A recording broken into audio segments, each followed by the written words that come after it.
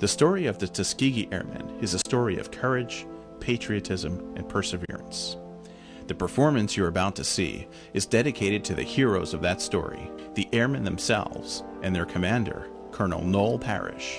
The Red-Tailed Angels was researched and written by John Freeman, then a junior in high school. It won first place in the Senior Individual Performance category of the National History Day competition in College Park, Maryland, in June of 2001. John tells the story through the eyes of Colonel Noel Parrish and bomber crew member Frank X. Connolly. John Freeman was also named the Grand Prize winner and awarded the David Van Tassel's Founders Award, a 4-year academic scholarship to Case Western Reserve University in Cleveland, Ohio. Good afternoon. I'm John Freeman, and I would like to present to you the Red-Tailed Angels. Before Rosa Parks, Jackie Robinson, or Martin Luther King, before Selma or Birmingham, before the sit-ins, the marches, or the Freedom Riders, there were the Tuskegee Airmen. This is their story.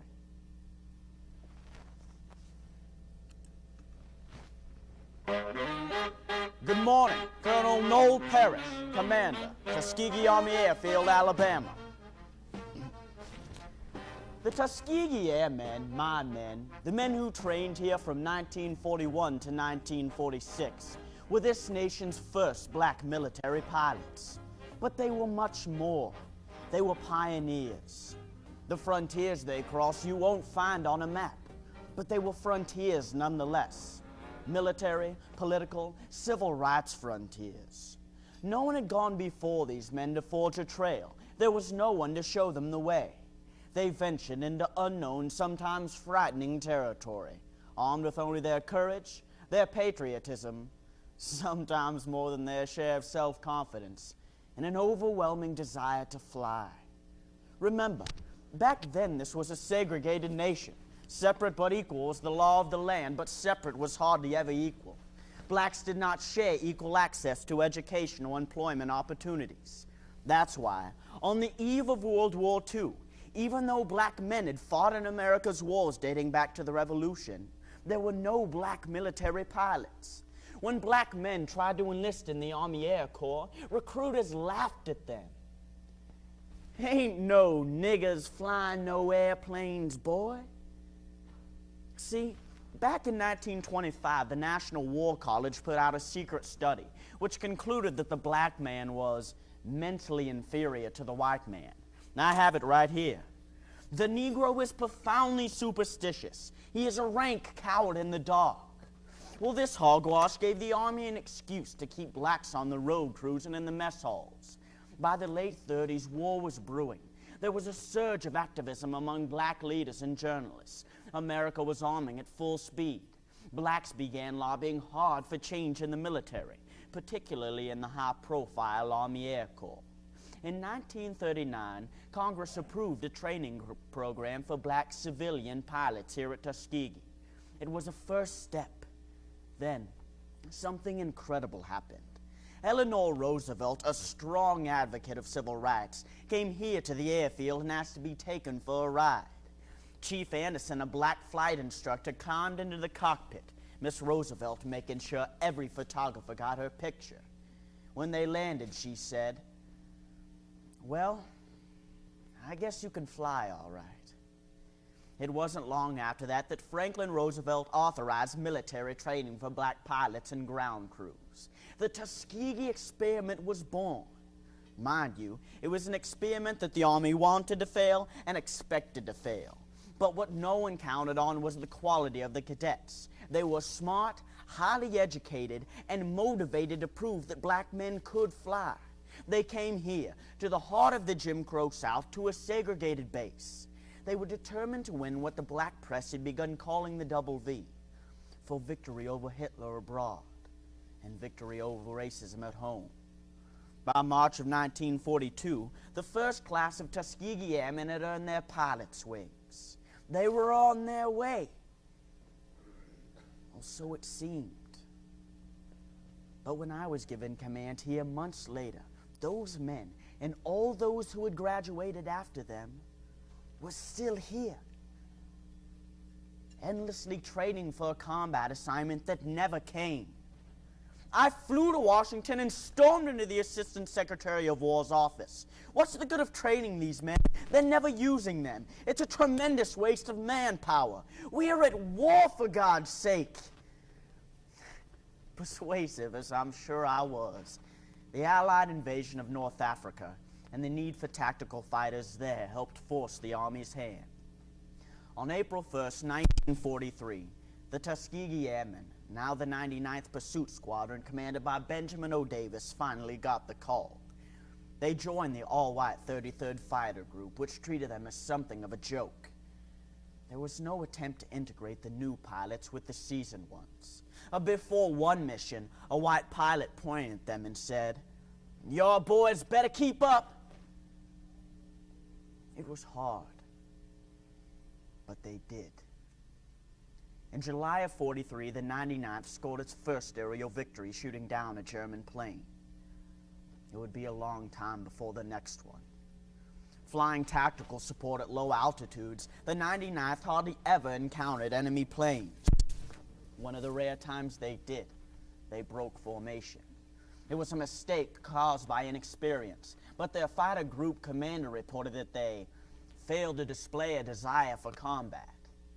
The future of the Tuskegee Airmen was placed in the hands of the Army's Advisory Committee on Negro Troop Policy. Once again, I flew to Washington to defend my men. Ultimately, the Army's own study showed that the Tuskegee Airmen had performed at least as well, if not better, than the other fighter units. Next, they were assigned to the 79th Fighter Group in Italy. Their performance over the next few months would put to rest any lingering doubt about their desire for combat. In early 1944, the 99th shot down 17 enemy planes in 17 days. The tide had turned. Some of the airmen's most vocal critics were now singing their praises. But their most important mission of the war was still ahead of them. Bomber escort.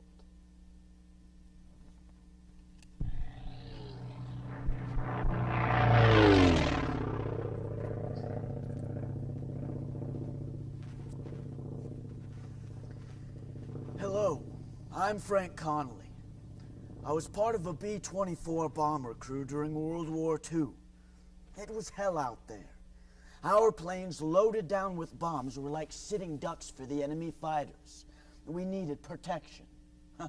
Turns out, among the best protectors we could get were the Tuskegee Airmen. By then, they were flying the P-51 Mustangs. Those guys painted their tails bright red. We began to call them the Red-Tailed Angels. You better believe they looked like angels to us when they flew up alongside our bombers. Now there's a story of a bomber crew that went to thank them after a mission. Well, once they saw the fighter pilots were black, they left without a word. I know that story's true, but for most of us, we didn't care what color they were. The Tuskegee Airmen were good. We began to request them as our escorts. Well, I remember one time they were a few minutes late showing up to a rendezvous point over southern Germany. A couple of our guys were grumbling on the radio. Then suddenly, here they came. And we heard one of them say, "Why don't you white guys shut up? We're gonna take you home." And so they did. They took us all home. The Tuskegee Airmen did not lose a single bomber in the more than 200 missions they flew with us. By the time the war was over, the Tuskegee Airmen had won the first of the double V's. They had helped defeat Hitler. But they had yet to win the second V over racism at home. You know, it's hard for a man who's one of the most skilled pilots in the world to believe he's not fit to have a drink on the same base with the man whose life he's saved. In 1945, 65 Tuskegee Airmen were arrested for trying to integrate an all-white officers club. It was a preview of what was to come. Here, let me show you.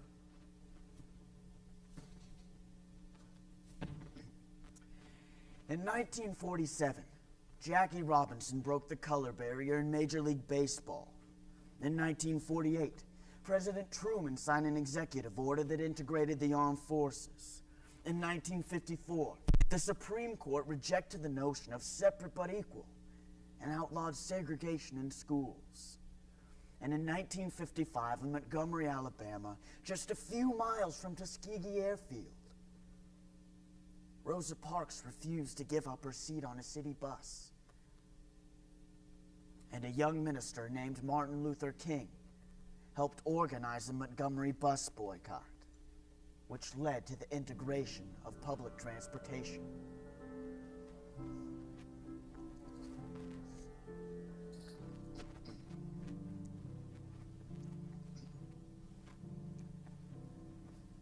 The Tuskegee Airmen are American heroes and pioneers. They carved a path across a hostile military frontier by proving that given the same education and opportunity, black men could fly as well as white men. They crossed social and political frontiers by proving that black and white men could fight side by side without fighting among themselves. Perhaps most importantly, they forged a trail to the very edge of the civil rights frontier by proving that it was time for America to begin the long journey toward equality of its black citizens. They forged a trail for Jackie, for Rosa, for Martin.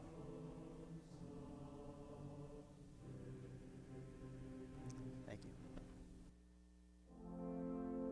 John Freeman would like to acknowledge and thank those who shared their stories with him as he researched the Red-Tailed Angels. Particular thanks go to the widow of Colonel Noel Parrish, Florence Parrish St. John, and to the Tuskegee Airmen who graciously gave of their time and memories. George Boyd, Herbert Carter, Lemuel Custis, Wilson Eagleson, Charles McGee, Merrill Ross, Harry Shepard, and George Watson. Special thanks as well to the bomber crew members who helped complete the picture with their recollections of the Red-Tailed Angels, Frank X. Connolly and Senator George McGovern.